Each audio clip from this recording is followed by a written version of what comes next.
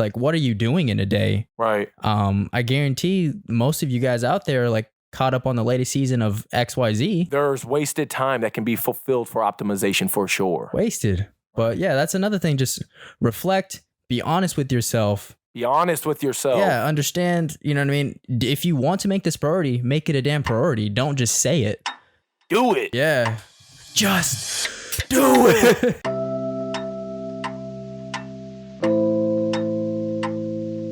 Before we talk about that, let's talk about time management. Like, I feel like, remember that question that guy gave us on the YouTube comment? Oh, yeah. Yeah, see what I mean? He was asking something. What? I'll just pull it up. All right. So Andy says, I'm currently in grad school, and my academic work is a lot more challenging and time-consuming compared to high school/college. I've always struggled with maintaining a clean diet because of my restricted time. What advice do you have for someone in my position who struggles keeping a clean and consistent diet? Thanks. I mean, we can come at it. I told him just to give him the simple answer first. Okay. What I told him, and then I think we can kind of dive into details, especially because this is something you intimately know from being. I resonate. Yeah. You resonate with that heavy. I said, great question. Simple answer. Calculate your macros, track your macros, have set meals to eat per week, and meal prep for every 3 to 4 days. Be simple but efficient with your meal choices. We will be dedicating a whole video to answering your question in great detail. Look forward to it coming. So, I mean, without even having to without having to do a whole video dedicated to that, how would you say is the best way for someone in his position to maintain a clean diet with his restricted time? First, like I was going to say, we can go at it like one of two ways. One being like, oh, yeah, man, like I understand like what you're doing and it's tough. And it's like, you know, but you got to like try, and here's some things you can do. But then again, it's like, we all got the same amount of time, dog. Like, right. We all got jobs. We all have time obligations. It's just a matter of where you prioritize this. If you prioritize your nutrition and you prioritize eating clean, you will find a way. And if your way is asking this question and then us giving you some feedback, that's awesome. That's a great start. I would say, first of all, figure out when you like need to be away from your house. Like figure out when you need to be away for your grad school studies, and figure out when you even have time to do it.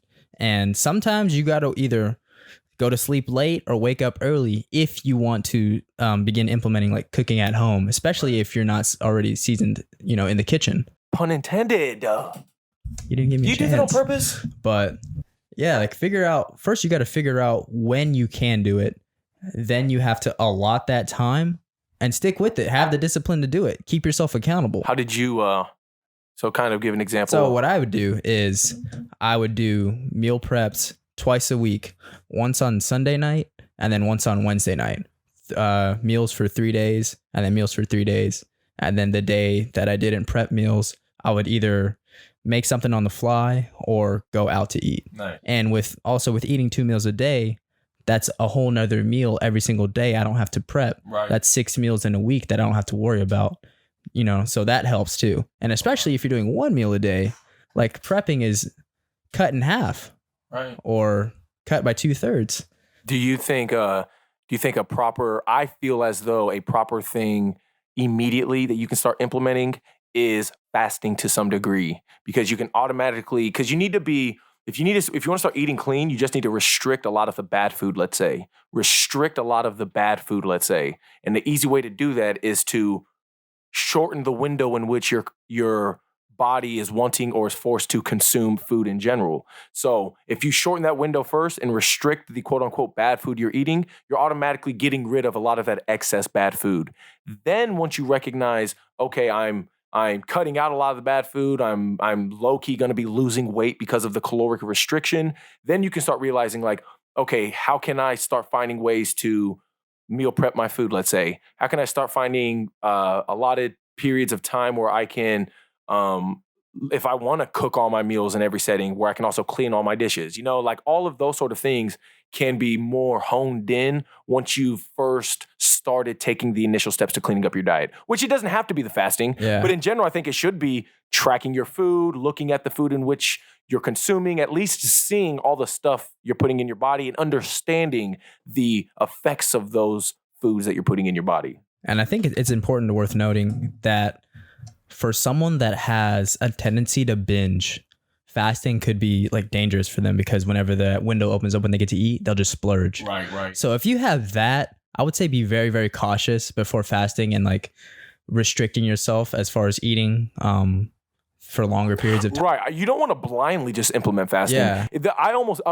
You're right, because I do need to caveat that if you're going to choose to go, like, let's say the fasting route, you need to understand all the responsibilities entailed in the fasting route, such as not breaking fast with garbage. So automatically by choosing the fasting route, there are certain preconditions and presuppositions that are needed to be understood before implementing it efficiently and properly. And those initial preconditions and presuppositions are, what are you breaking your fast with? What's your window look like? Et cetera, et cetera. Again, that's like almost like a two birds with one stone, because all you got to tell them is, if you're going to intermittent fast, don't eat until noon. Once you eat at noon, break fast with a protein shake. After an hour, eat your first meal. Stop eating at 8 o'clock. Stop eating at 8 o'clock. Boom. So it's like, that's very simple to adhere to and understand, and it's easily to implement without having to make drastic changes. And then also it's like, just reflect a little bit about over your week and like, just think about what you did.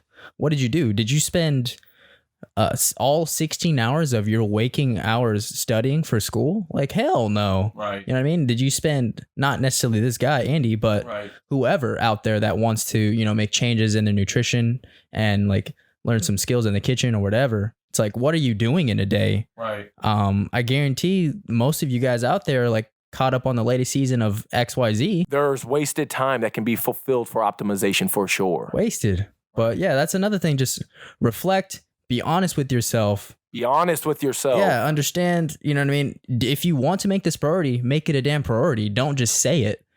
Do it. Yeah. Just do it. Yeah. Okay, go. Let's so that again, that though, whether it's choosing fasting, whether it's choosing whether it's legit just sitting down and choosing to meal prep all your food, track all your macros, understand you need to understand protein, carbs, and fats. That's it. Protein, carbs, and fats. That's it. Those are the three macronutrients that make up calories. Those are the three macronutrients that make up calories. And if you can understand those three, which you can learn them in 10 minutes, then you will be that much better off optimizing your nutrition and diet, no matter your schedule. And you don't got to do this for the rest of your life, but it's important to educate yourself and actually practice that thing. Like you and I, we don't track our macros anymore. We don't. I know what a 4-ounce chicken breast looks like. Yeah. And once you do things enough, you'll know what a cup of rice looks like. You'll know what a 4-ounce chicken breast looks like. You'll know what you won't have to do any of those things to an excess degree. You just need to do them enough to where you develop the expertise that's sufficient enough to continue that discipline going forward. And this all goes back to what we preach all the time is optimizing. If you want to optimize your diet, you need to track your macros so you can be more intimately in tune with what you are eating.